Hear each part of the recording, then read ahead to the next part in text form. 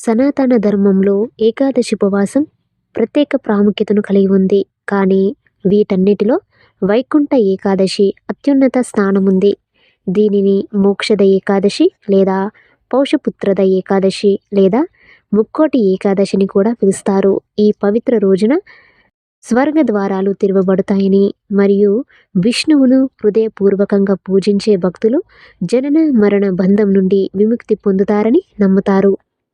వైకుంఠ ఏకాదశి అనేది పౌషమాసంలోని ప్రకాశవంతమైన పక్షంలోని ఏకాదశి నాడు జరుపుకుంటారు. ముఖ్యంగా పద్మపురాణం ఈ రోజు యొక్క ప్రాముఖ్యతను వివరంగా వివరిస్తాయి. వైకుంఠ ఏకాదశి తిథి 2025 డిసెంబర్ 30వ తేదీ మంగళవారం ఉదయం 7:51 ప్రారంభమై డిసెంబర్ 31వ తేదీ బుధవారం ఉదయం 5:01 ముగుస్తుంది. సూర్యోదయం తిథిని అనుసరించి ఈ వైకుంఠ ఏకాదశి పండుగను మంగళవారం డిసెంబర్ 30వ తేదీ జరుపుకోవాలని పండితులు సూచిస్తున్నారు. ఈ వైకుంఠ ఏకాదశి రోజు తెల్లవారుజామునే 3:30 నుంచే వైష్ణవ ఆలయాలలో ద్వార దర్శనం ప్రారంభమవుతుంది. ఈ తేదీ మనకు జీవితం యొక్క అస్థిరతను మరియు ఆధ్యాత్మిక వృద్ధికి మార్గాన్ని చూపుతుంది. వైకుంఠ ఏకాదశి యొక్క ప్రాముఖ్యత. ఈరోజు మనం మర్చిపోకూడని 5 ముఖ్యమైన పనులను. వైకుంఠ ఏకాదశి భక్తులను జనన మరణ చక్రం నుండి విముక్తి చేస్తుంది. అందులో మొదటిది వైకుంఠ ద్వారం తెరవడం. ఈ రోజున విష్ణువు నుండి ఏకాదశి దేవి ఉద్భవించి భయంకరమైన రాక్షసుడైన మురుడిని చంపిందని, ఆ తర్వాత ఏకాదశి రోజున ఉపవాసం ఉన్న ఎవరైనా వైకుంఠాన్ని పొందుతారని నమ్ముతారు. అందువల్ల ఈ రోజున దేవాలయాలలో వైకుంఠ ద్వారం లేదా ఉత్తర ద్వారం తెరవబడుతుంది. ఈ ద్వారం గుండా వెళ్ళడం వైకుంఠంలోకి ప్రవేశించడంతో సమానం. ఇది ప్రతీకాత్మకంగా అజ్ఞానం నుండి జ్ఞానానికి, భౌతికవాదం నుండి ఆధ్యాత్మికతను, పరివర్తనను సూచిస్తుంది. రెండవది అన్ని పాపాల నాశనం. ఈ ఏకాదశి ఉపవాసం ఆచరించడం వల్ల అనేక జన్మల పాపాలు తొలగిపోతాయని చెబుతారు. ఈ ఉపవాసం పేదరికం మరియు బాధలను తొలగించే రాజసూయ యజ్ఞం వలె ఫలవంతమైనది. మూడవది పిల్లల దీవెన. పుత్రద ఏకాదశిని కూడా పిలువబడే ఈ రోజు పిల్లలు లేని జంటలకు చాలా ఫలవంతమైనది. ఈ రోజున ఉపవాసం ఉండి శ్రీకృష్ణుని బాలరూపాన్ని పూజించడం వల్ల యోగ్యమైన మరియు సంతోషకరమైన సంతానం కలుగుతుందని నమ్ముతారు. నాలుగవది కఠినమైన ఉపవాసం మరియు ఆరాధన.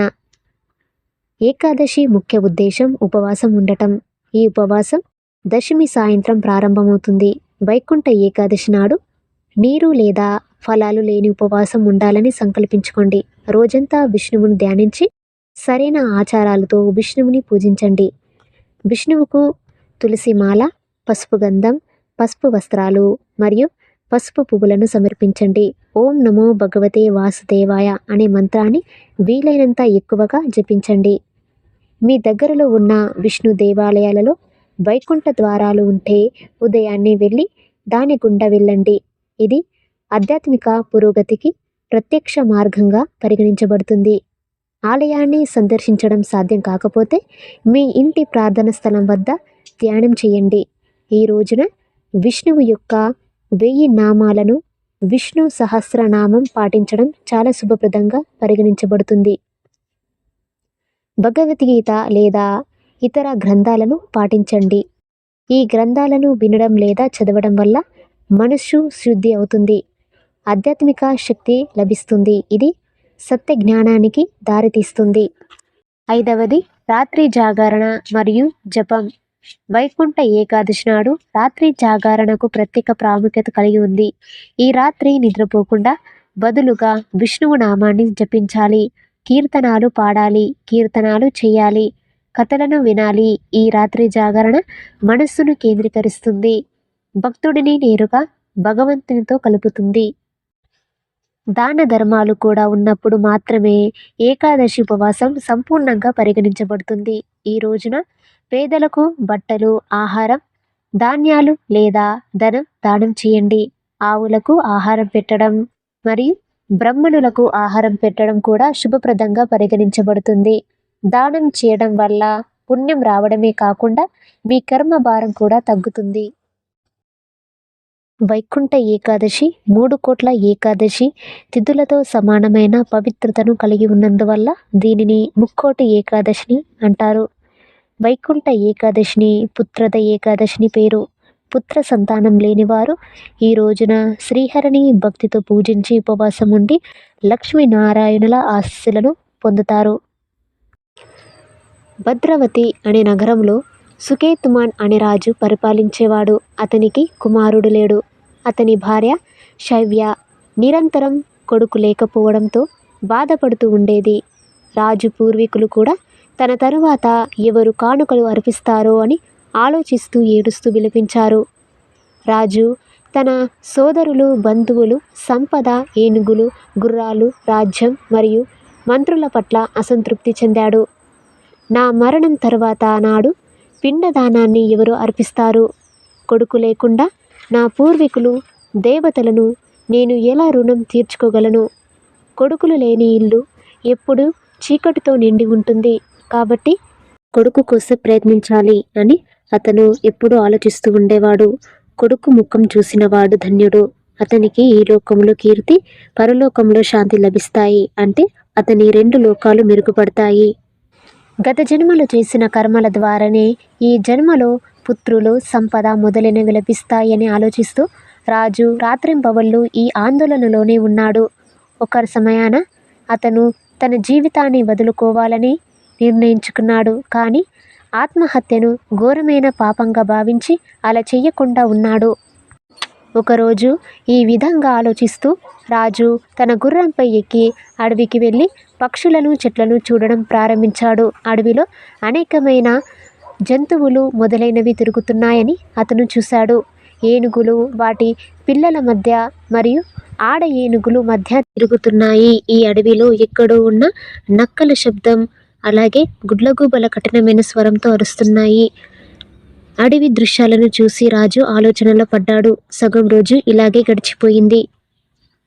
నేను చాలా యాగాలు చేశానని, బ్రాహ్మణులను రుచికరమైన ఆహారంతో సంతృప్తి పరిచానని, అయినప్పటికీ నేను బాధపడుతున్నానని అతను ఆలోచించడం ప్రారంభించాడు.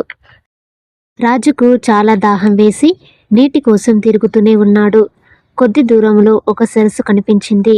దానిలో కమలలు వికసించాయి. కొంగలు, హంసలు, మొసళ్ళు తిరుగుతున్నాయి. సరస్సు చుట్టూ ఋషుల ఆశ్రమాలు నిర్మించబడ్డాయి. ఆ క్షణంలోనే రాజు కుడివైపు వణుకు మొదలైంది. అది శుభసూచకమని భావించి రాజు తన గుర్రాన్ని దిగి ఋషులకు నమస్కరించి కూర్చున్నాడు. రాజును చూసిన ఋషులు, ఓ రాజా, మేము మీ పట్ల చాలా సంతోషిస్తున్నాము. మీ కోరిక మాకు చెప్పండి అని అన్నారు. మహారాజా, మీరు ఎవరు? ఇక్కడికి ఎందుకు వచ్చారు? దయచేసి మాకు చెప్పండి అని అడిగారు. ఈ రోజున పుత్రద ఏకాదశి, పిల్లలు ప్రసాదించే రోజు. మేము విశ్వదేవులం. ఈ సరస్సులో స్నానం చేయడానికి వచ్చాము అని బదులిచ్చారు. ఇది విన్న మహారాజు, నాకు కూడా పుత్ర సంతానం లేదు. మీరు నా పట్ల సంతోషిస్తే దయచేసి నాకు ఒక పుత్ర సంతానాన్ని అనుగ్రహించండి అని అన్నాడు. ఆ ముని అప్పుడు ఇలా అన్నాడు, ఓ రాజా, ఈ రోజున పుత్రద ఏకాదశి, మీరు ఉపవాసం పాటించాలి. దేవుని దయ వల్ల మీకు ఖచ్చితంగా ఒక పుత్ర సంతానం కలుగుతుంది అని అన్నాడు. ముని మాటలు విన్న రాజు ఆ రోజు ఏకాదశి ఉపవాసం ఉండి ద్వాదశి నాడు ఉపవాసం ముగించాడు. దీని తర్వాత అతను ఋషులకు నమస్కరించి రాజభవనానికి తిరిగి వచ్చాడు. కొంతకాలం తర్వాత రాజుకు ఒక పుత్ర సంతానం కలిగింది. ఈ యువరాజు పరాక్రమవంతుడు, ప్రసిద్ధి చెందిన యువరాజు మరియు తన ప్రజలకు రక్షకుడు అయ్యాడు. ఈ గొప్పతనాన్ని చదివిన లేదా విన్న ఎవరైనా చివరికి స్వర్గాన్ని పొందుతారు. పుత్ర సంతానం లేనివారు ఈ రోజున ఉదయాన్నే దంపతులు కలిసి విష్ణువుని పూజించాలి. భగవంతుడికి పండ్లు, నైవేద్యాలు సమర్పించాలి. పసుపు పువ్వులు, తులసి మాల, పంచామృతం సమర్పించండి. దీని తర్వాత సంతాన్ గోపాల్ మంత్రాన్ని జపించండి. మంత్రాన్ని జపించిన తర్వాత దంపతులు కలిసి ప్రసాదాన్ని తీసుకోవాలి. ఈ రోజున ఉపవాసం ఉండే ప్రక్రియను పాటిస్తే మంచిది. ఏకాదశి రోజున విష్ణుమూర్తికి పంచామృతాన్ని సమర్పించండి. అలాగే పంచామృత ప్రసాదాన్ని స్వీకరించండి.